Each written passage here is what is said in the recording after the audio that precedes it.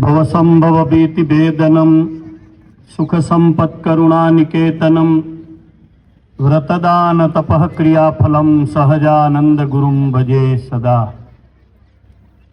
बोलो श्री मदन मोहन जी महाराज की, श्री लक्ष्मी नारायण देव की, भारत माता की। पूज्य सद्गुरु हमारा वडील बापू स्वामी जी, धंधुका मंदिर महंत विद्वान शास्त्री घनश्याम स्वामी जी, मारा आत्मीय पूज्य बलदेव स्वामी जी, पूज्य कमियाड़ा हनुमान जी महाराज नु मंदिर जेमणे जीर्णोद्धार कर्यु, भालनी शोभारूप जेमणे एक अद्वितीय कार्य कर्यु एवा शास्त्रीजी हरिप्रसाद स्वामी, पूज्य मुख सेवक पुरुषोत्तम स्वामी जी, भजनानंदी पुरुषोत्तम स्वामी, मारी साथे पधारेला गवैया पूज्य शास्त्रीजी हरिवल्लभदास जी स्वामी, श्री गंभीर सिंह जी बापू, श्री घनश्याम सिंह जी, सहदेव सिंह जी, सौ भालना आगेवानो, सौ श्रीजी महाराजना लाडीला भक्तो, बाळको, विद्यार्थीओ, शिक्षकों, पार्षद सहदेव भगत, सौने मारा भावथी जय स्वामीनारायण। छोकरा जोरथी बोलो जय स्वामीनारायण। बे हाथ ऊंचा करीने बोलो जय स्वामीनारायण। वाह, આજે સોમવતી અમાવાસ્યાનો પવિત્ર દિવસ છે અને સૂર્યનારાયણની સાક્ષીએ જે છોકરાઓ કોલેજમાં હવે જવાના છે, દીકરા દીકરીઓ, એમનો વિદાય સમારંભ અને સાથે આપણા સંપ્રદાયનો પ્રસિદ્ધ શાકોત્સવ અહીંયા પૂજ્ય સ્વામીએ રાખ્યો છે। હું અહીંયા આવ્યો અને એન્ટ્રી કરી તો નાના દિવ્ય રાજને મળ્યા। મેં કીધું સ્વામીને મારે વિનંતી કરવી છે કે દર વર્ષે 2-4 શાકોત્સવની સભા તમારે અહીંયા રાખવી અને બીજું કોઈ યજમાન નહીં, યજમાન હું, બધાને બોલાવવાના આપણે। આના માટે તાળી પડવી જોઈએ। પછી યજમાન કોઈ તમારે નથી થવાનું।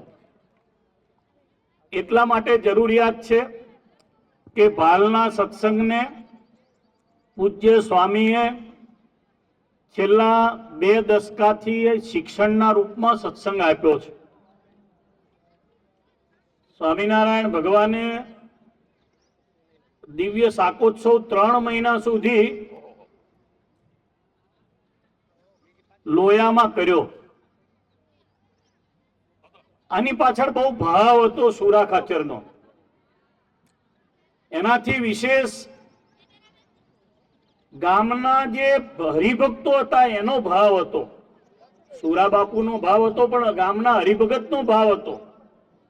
ગામમાં કોઈ એવું ઘર નતું કે જે સત્સંગી ના હોય। એ જમાનામાં અત્યારે તો આપણે જઈએ તો આપણને એમ લાગે કે આમ ક્યાં દૂર સુધી આવ્યા, લોયા જઈએ તો રાણપુરથી જવાય, અત્યારે તો રોડની કનેક્ટિવિટી થઈને બધું થયું।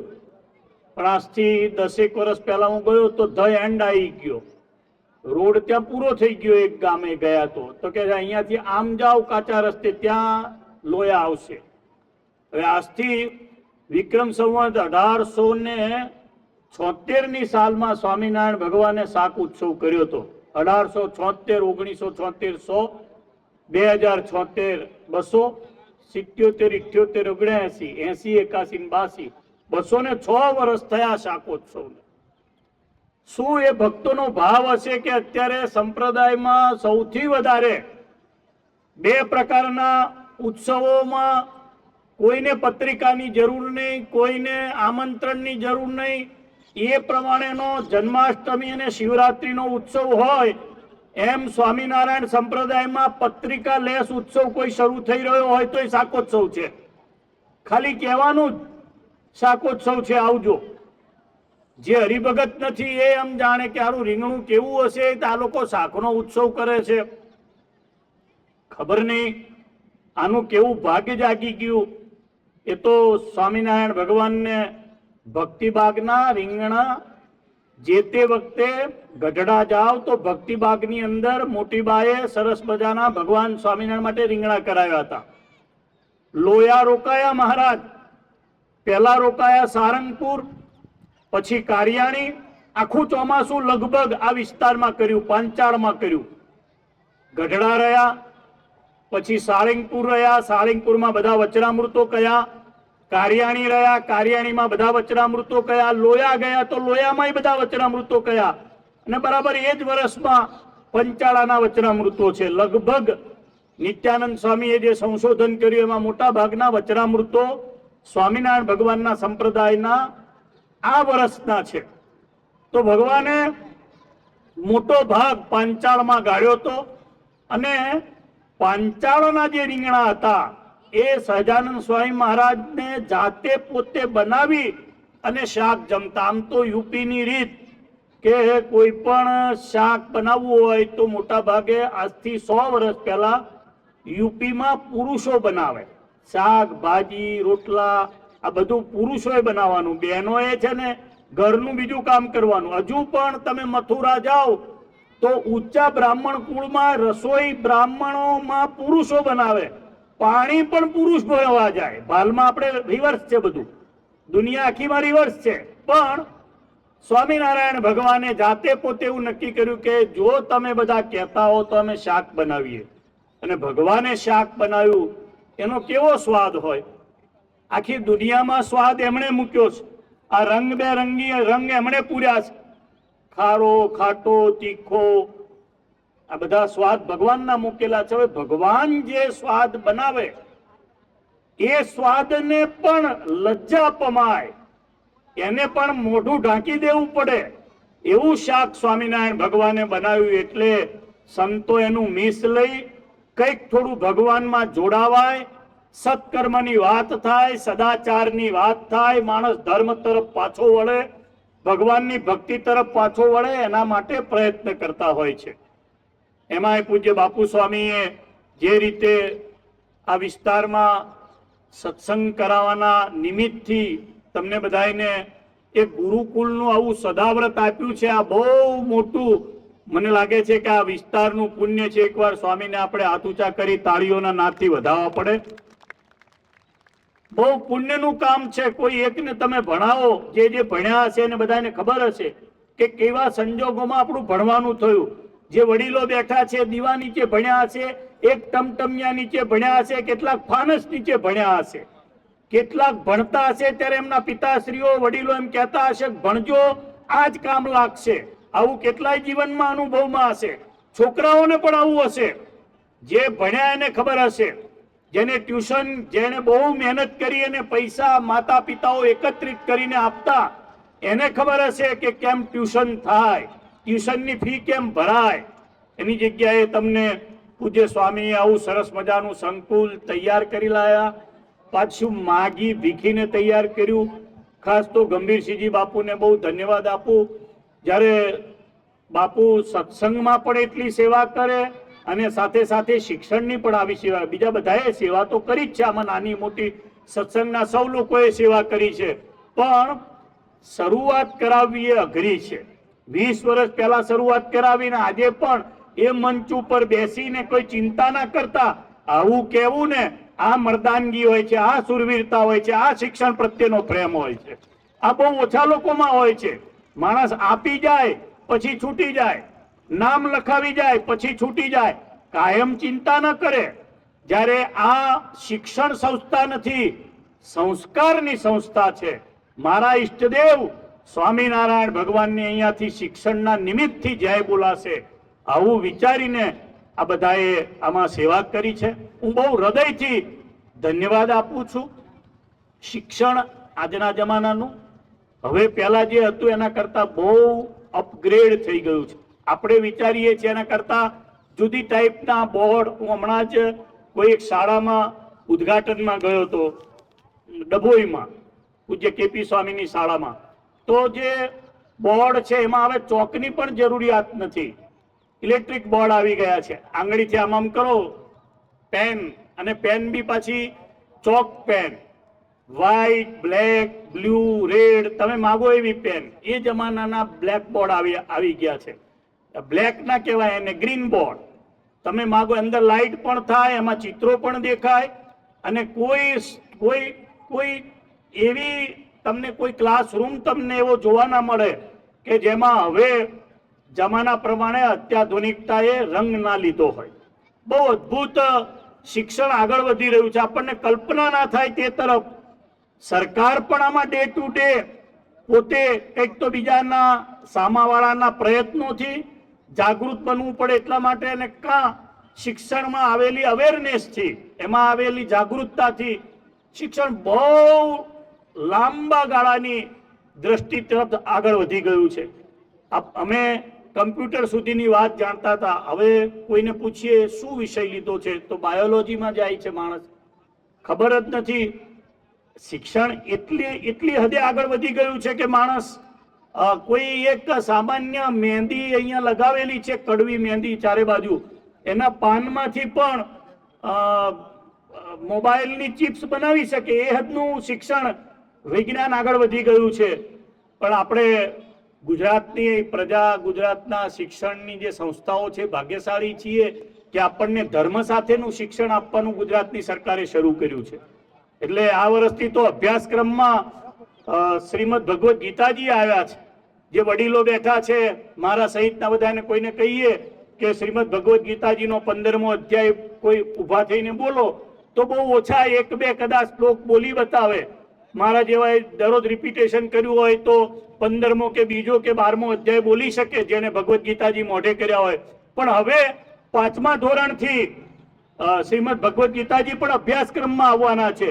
એટલે જે કામ સંતો કરતા હતા એ કામ શિક્ષણ જગતમાં ધર્મ તરફ પાછા વળાવવાનું કામ ગુજરાતમાં રહેલી ભારતીય જનતા પાર્ટીની સરકારે કરેલું છે. એટલે શ્રીમદ ભગવદ્ ગીતાજીને અભ્યાસક્રમમાં નાખેલા છે. એની ક્વિઝ આવશે, એની અંત્યાક્ષરી આવશે, એના ઉખાણાઓ આવશે, એ શ્લોક મોઢે કરવાના આવશે, એની પરીક્ષાઓ લેવાશે, એના નિબંધો લખાશે. આ બધું જ કુલ મળીને એક મહાન આવનારા ધર્મયુગ તરફ આપણને લઈ જતા હોય શિક્ષણ જગતને ચલાવનારા, એવું મને લાગી રહ્યું છે. ભગવાનને પ્રાર્થના કરું, પૂજ્ય સ્વામીએ બહુ ઉમદા હેતુથી, બહુ નિર્મળ હૃદયથી, ભાલ છે, પછાત છે, બીજી રીતે હવે રોડની કનેક્ટિવિટી, લાઇટ્સ, બીજું ત્રીજું, હા ના, જમીનના ભાવો, ધોલેરાસર, બાકી બધું પાણી, નહેરો, બધું આગળ આવ્યું. પણ એક આજથી 20 વર્ષ પહેલાનો યુગ આપણે યાદ કરીએ તો આપણને એવું ચોખ્ખું દેખાય કે ભાલ ઘણો બધો પાછળ છે, પછાત છે. પણ આજે જયારે એને ત્યાં સુધી લઈ જવાનો, આજથી 20 વર્ષ પહેલા જયારે સ્વામીએ સંકલ્પ કર્યો, ત્યારે આપણને બહુ જ સ્વામીના ચરણમાં વંદન કરવાનું મન થાય. જે બાળકો ભણીને ગયા છે, અને અત્યારે આજે પણ જે 11મા 12મા ધોરણના છોકરાઓ હવે પછી અહીંયાથી જે નીકળવાના છે, બીજે કોલેજ તરફ જવાના છે, સૌના જીવનમાં ધર્મ આવે, ક્યારેય પણ આ સંસ્થાના ઋણમાંથી તમે મુક્ત નથી થવાના. જ્યાં આપણે 5 અક્ષર ભણ્યા છીએ, આપણને એક અક્ષર પણ ભણાવે તો પણ આપણે એના ઋણમાંથી મુક્ત નથી થતા હોતા. તો 5મા ધોરણથી લઈ અને 12મા સુધી જે વિદ્યાર્થીઓ અહીંયા ભણ્યા એ આ સંસ્થાના ઋણમાં છે. આ સંસ્થામાં પૂજ્ય બાપુ સ્વામીનું તમારા સૌના માથે, બાળકો માથે ઋણ છે, એવું શિક્ષકોનું પણ ઋણ છે. અને એક પાયાનો પથ્થર પાર્ષદ સહદેવ ભગતને યાદ કરીશ, આપણે એના માટે તાળીઓના નાદ કરવા પડે. કારણ કે એમણે સ્વામીના વચને સંસ્થાની અંદર ખૂબ હૃદયથી, આત્મીય ભાવથી ગુરુનું વચન શિષ્યએ પાળી અને જે રીતે સંસ્થામાં સત્કાર્ય કર્યું છે, આ બધું શિક્ષણનું ના હા બધા બાંધકામોની પાછળ જે રીતે એમણે પોતે સ્વામીના વચ્ચે કાર્ય કર્યું છે, બધી એમની સાથે રહેલી જે ટીમ છે એને પણ બહુ ધન્યવાદ આપું છું. સ્વામી તો સત્સંગના કાર્યમાં બીજી હોય, આજે તો અહીંયા શાકોત્સવ છે, સ્વામીને માલો કાલે કોઈએ કહ્યું હોય કે સ્વામી પધારજો તો સ્વામીએ જવું જ પડે, વડીલ તરીકે બધે જતા હોય છે. ત્યારે એમની અવેજીમાં જે સંસ્થા સંભાળે છે, બધાને હૃદયથી ધન્યવાદ આપું છું. ફરી એકવાર આપણા જીવનમાં આપણે ક્યારેય પણ કોઈનો ઉપકાર કરેલો છે એનો બદલો અપકારથી ના આપીએ. આટલું જ જો જીવનમાં બાળકો અને અહીંયા બેઠેલા આપણે બધા જો જાણી જઈએ અને શીખી જઈએ, એટલી જ સમજણ જો આ શાકોત્સવના શાક જમ્યા પછી જો આપણામાં આવી જાય તો મને લાગે છે કે લોયામાં થયેલો શાકોત્સવ સાર્થક છે. સ્વામિનારાયણ ભગવાને ત્યાં પણ કહ્યું કે જેની સમજણ મોટી છે આ સત્સંગમાં મોટો છે. સમજણ માટેની લોયાના વચનામૃતોમાં વાત પણ કરી છે. સૌને પોતાના જીવનમાં ધર્મ પાળવાનું, ભક્તિનું, સત્સંગનું, સેવાનું અને ઓલવેઝ આપણે લર્નિંગ પીરિયડમાં છીએ, કંઈ ને કંઈક નવું શીખવાનું જીવનમાં, જીવનના અંત સુધી બન્યું રહે એવો શાકોત્સવનું સૌને ફળ મળે એટલી જ પ્રાર્થના. પૂજ્ય બાપુ સ્વામી આજે બહુ સરસ મજાનો પ્રસંગ કર્યો. ફરી એકવાર કહું છું સ્વામીને વિનંતી કરીને કે દર વર્ષે 5 ફંક્શન સ્વામી અહીંયા જો કરે તો 5-5નો યજમાન હું છું. એટલે કોઈ પણ રીતે અહીંયા સત્સંગ સભા થવી જોઈએ. આ સત્સંગનું મધ્ય છે. આમ ગણો તો ગઢડા, આમ ગણો તો સાળંગપુર, આમ ગણો તો વડતાલ. એટલે બધાએ અહીંયા આવવું પડે. આપણે હવે મેદાન ફર્સ્ટ ક્લાસ તૈયાર છે. આમાં કંઈ કરવાનું છે નહીં. ક્રિકેટ ને બીજું સત્સંગ છોકરાએ રમવાનું છે ને બાકી સત્સંગ. એટલીસ્ટ વર્ષમાં 3 મહિને એક સભા થાય તો મને લાગે છે કે બહુ મોટું ભાલના સત્સંગનું રિનોવેશન થશે.